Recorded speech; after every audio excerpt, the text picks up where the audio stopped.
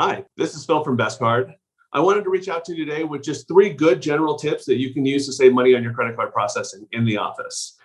The first tip is always anytime you can convince a patient to use a debit card, that always has a lower cost than if you have the same patient use a credit card to pay for their bill. Every credit card reader knows whether it's a debit card or credit card that it's accepting. So if you have a patient use a debit card, you don't have to follow any steps like using a PIN number, but it does result in a pretty significant savings on what you pay every month. The second tip is to always take a card with the card present when it's possible.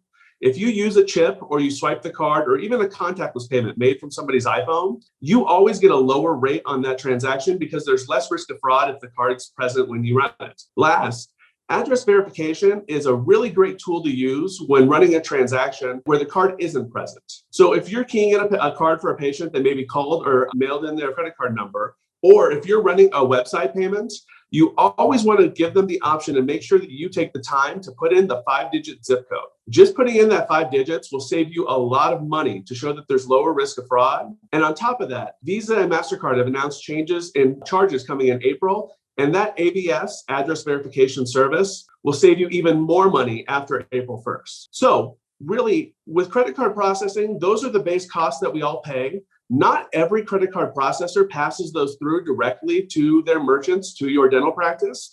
So if you want to see what we can do for you, you can always email us a statement at compare@bestcardteam.com, and we'll see what we can save your practice. The average practice saves almost $4,000 a year, and we'd love to see what we can provide as a TDA endorsed partner.